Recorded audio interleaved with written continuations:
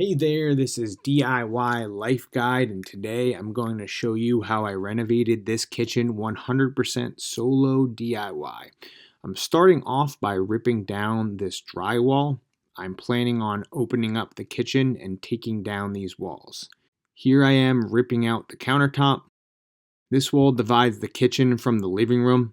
My plan is to take out the framing for these two walls and add some header beams, and this will create open space from the kitchen into the living room. The header beams will provide structural support for the house.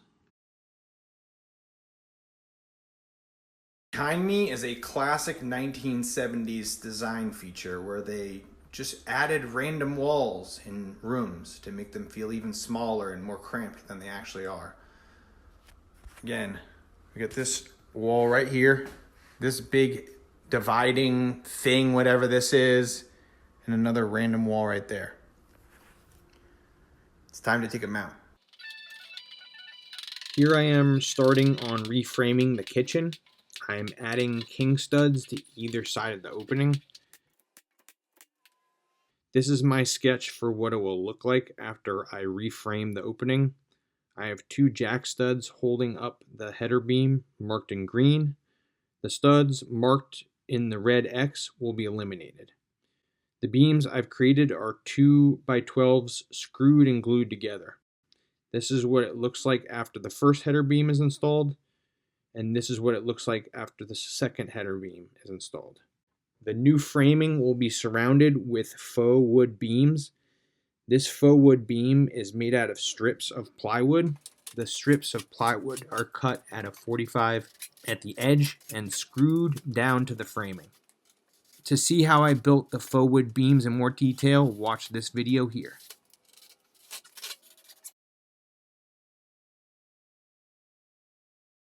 The edges of the faux beams are being filled with painter's caulk.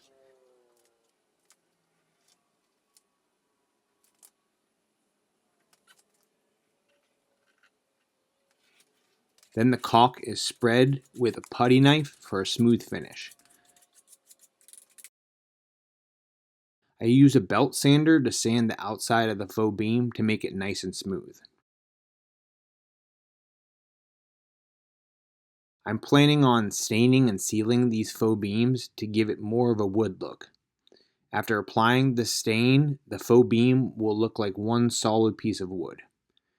This will also cover up any imperfections in the plywood as well. Here is a picture after I took off the wood floors. The floors of the kitchen area I'm planning on staining and sealing the cement. I am using a concrete grinder polisher to smooth out the concrete. The grinder also cleans any gunk off the floor, so you have a clean surface for applying the stain and sealer. You can rent these concrete grinders from Home Depot. The grinder has a spinning blade with diamond cutters on it. It attaches to a shop vacuum that sucks up excess concrete dust. I would recommend using multiple fans in windows or doors to remove any airborne dust, and this is definitely an activity you want to use a respirator and goggles for. I use a Sawzall to clean up the edges, any remnants left over from after trim removal. This is what the beams look like after applying the stain. This stain is called dark walnut. Here I am applying the stain to the concrete floors. I use a roller to apply the stain. This color is called terracotta. This is what it looks like after the stain. This is what it looks like after the sealer coat. I'm going to be rehabbing the existing cabinets. This will help me save a ton of money. I start by sanding the cabinets with a belt sander. The bottom cabinets are sanded and ready to go. I then stain the bottom cabinets the same dark walnut color as the beams. I like staining the bottom cabinets a darker color just because it does better to cover up dings and wear and tear. Multiple coats of polyurethane are key. This is what it looked like after the stain.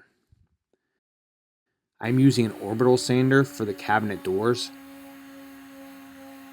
I used wood filler to fix any damaged parts and then sanded it and stained it. After multiple coats of stain, it looked a lot better. This is the first cabinet that I placed in the kitchen.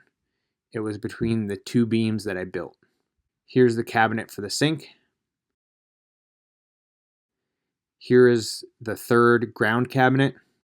And here's another shot of all three rehabbed cabinets installed. I'm applying sealer to the cabinet doors. Here's what it looked like after applying the sealer. I installed the cabinet doors the same way I took them off. This is what it looked like after they are installed. These are the upper cabinets. I'm going to prime and paint them. This is what they look like primed. I'm painting the upper cabinets the same color as the outside of the house. This color is called Greenbelt Green. This is what it looked like after installing the upper cabinet over the sink. Here are the two cabinets installed, and here are all three cabinets installed. I put these 2x4 pieces to connect the cabinets together and provides a surface for the stovetop. I bought this slab of granite for the kitchen counters. I'm going to cut it into pieces for the different parts of the countertop. I use an angle grinder with a masonry blade to cut the granite pieces. I'm cutting 3 pieces for the main countertop and the countertop for over the sink. Here's what it looked like after I glued the first countertop. I cut a notch in the piece to fit around the beam. I installed the notched granite piece around the beam. Here's what it looked like after gluing down both pieces. I put the stovetop over the pieces. There are 2 other pieces needed to complete the island. I finally got all of the granite pieces installed. Woo! This is what the sink countertop looked like. I marked off the spot where I was going to cut with the tape. I cut the hole and inserted the sink. I needed a new GFCI and switch for the garbage disposal. I wired it up and tested the new outlet. This is what the new faucet looked like. I bought it on Amazon cheap for like $40.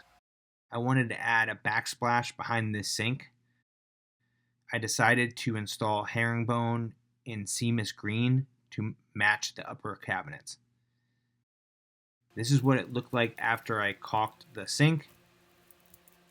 I installed a hood vent for the stovetop. The hood vent had a bunch of plastic film on it, which was annoying to take off, but I guess the reveal was sort of cool.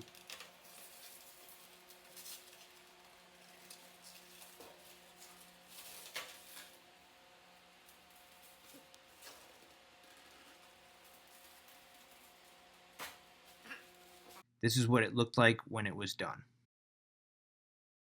This is a wall oven that I'm going to build an enclosure for. The placement of the oven is a little weird, but I think it will work. I screw the frame together with star screws. This is what the frame looks like. This is what the frame looks like coming together. This is a preview of what the stove will look like. Here's the enclosure built out and stained. This is what the stove looks like completed. The kitchen is now complete. All of the appliances are in place. Everything is functional and ready for move-in. This stovetop is natural gas, and so is this wall oven that I built an enclosure for. It's been a pleasure rehabbing this kitchen. Thank you for following along. Follow me on Instagram at DIY Life Guide and subscribe for more content. Bye bye for now.